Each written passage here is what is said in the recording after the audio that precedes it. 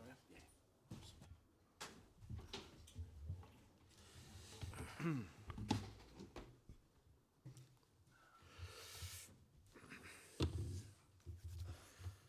Just wait for the microphones. Start. There, please. Dan, start, please. Hi, Ange. Straight up, is it kind of fair to say that the hopes of sort of salvaging the season come down to progressing tomorrow night? And secondly, what's your message been to the players in the build-up to the game? What have you kind of reiterated to them in meetings in the last few days? Yeah, I don't see it as salvaging a season. I see it as an opportunity to do something special. So it depends on your sort of outlook on, maybe your outlook on life, mate. I don't know. So, I think you're at a point where, you've got an opportunity to get to a semi-final of a major competition. Obviously the challenges before you. So I think that's the bit you're excited about. I don't think it's about, trying to salvage anything. It's about,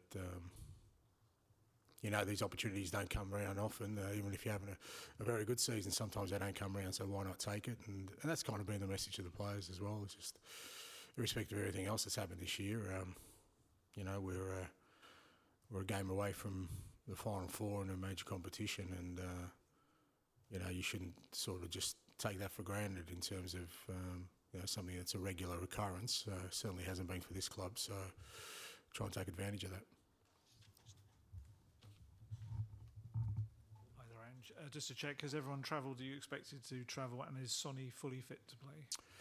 No, Sonny didn't travel in the end. He's the only one that misses out. He's been battling with his foot sort of problem for a few weeks now, and he's managed through it, but it's just got too painful over the last few days. He tried to train yesterday and just wasn't right, so we made a decision to leave him at home and allow him to sort of recuperate and see the best way for recovery for him. Everyone else is good. I guess the only notable addition is Kevin, who trained and is available as well. So really it's only Sonny that misses out.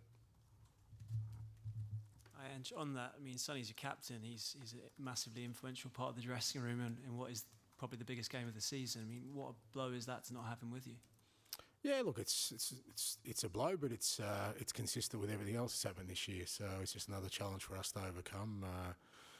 Unfortunate for him. He tried really hard. Like I said, the reason we left him out on the weekend was to try and give him time to recover, because he's been sort of struggling with his foot thing for a couple of weeks now. So, but in the end, he couldn't make it, and we've just got to sort of, as I said, we've had these challenges all year. It's just another one we just need to overcome.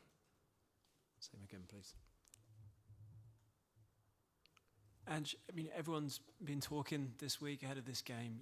Everyone's been talking about your future and what happens with this particular game. I remember when Harry Kane left. After he left, you said that you knew all along what was going to happen with him.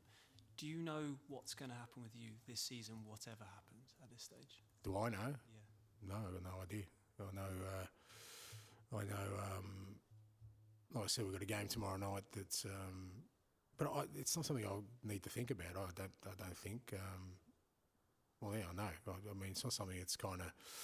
I've never thought about those kind of things in terms of what's important. What's important is, like I said, a game tomorrow night. That's a massive opportunity for this group of players, for us as a team, and for this football club to to get closer to achieving what everyone wants to achieve. So.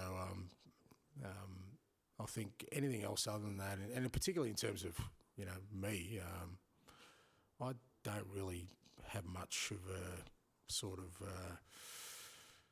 thought process that thinks about life or my career or what I'm doing in that way. What I do know is, like I said, got an opportunity to get to Final Four of a major tournament, and that's where my focus is. Jay. Hi, Ange. Dom Solanke's not scored in his last 11 games. I just wondered if you knew what the reasons were maybe behind that. No, Dom's working really hard for the team, and he's going to be important for us tomorrow night, and really looking forward to his contribution. Sammy. Ange, does the narrative, I guess, over your future or position, is it a personal burden for you away from away from the training field? Do you feel it? No, not at all, mate. Because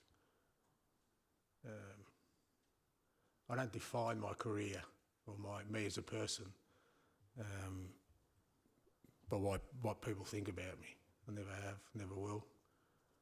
If you don't think I'm a good coach today, you won't think I'm a good coach tomorrow, even if we win, mate. One game ain't going to make a difference to that. You either think I'm capable of doing a job now, you don't. That's where I sit with these things. And if people think that us winning tomorrow all of a sudden makes me a better manager than what I am today, or us losing tomorrow sometimes makes me a worse manager, I guess that's their burden, not mine. Because I just don't think that way, and I don't think most people think that way in terms of. Well, I'd like to think they don't in terms of their own sort of self-esteem and who they are as people. So I couldn't care less, mate. Really couldn't care less. There's no burden on me. There's no anxiety on me. Like I said, what I'm sitting here doing is thinking that we've got a great opportunity tomorrow night to get to the final four of a major tournament. Mate, I'm not going to let that slip by without fighting tooth and nail for it, irrespective of what may come the day after. Hello, Ange. Can you talk a bit about how it feels to have everybody back? We seem to have waited ages for it. And I know you're missing Sonny, which is a shame, but is Decky ready to start? And what's it all mean?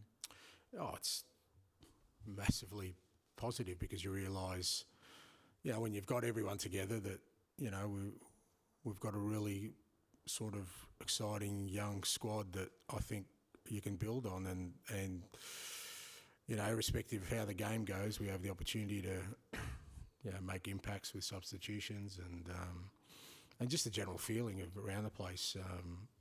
Because, the other thing it does is that, like I said, apart from Sonny, obviously it's really disappointing. Everyone's up and about. All the players are excited. All the players are looking forward to it. We've had a lot of players who this year have had to train on their own. They've had to sort of deal with the mental grind of trying to get themselves back in amongst the group. And,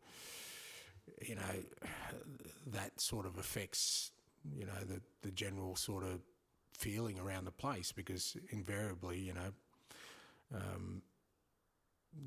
there isn't this overwhelming feeling of everyone being in it together because players have got their own individual battles to overcome. We've had more kind of doing that than we have sort of as a core of a group to sort of solidify those kind of things you need to in terms of team spirit and all those kind of things. So just having the whole group together, the dynamics in the dressing room, dynamics of training, even the dynamics when you travel, everyone's, for the most part, their best buddy is with them. They're not back at home.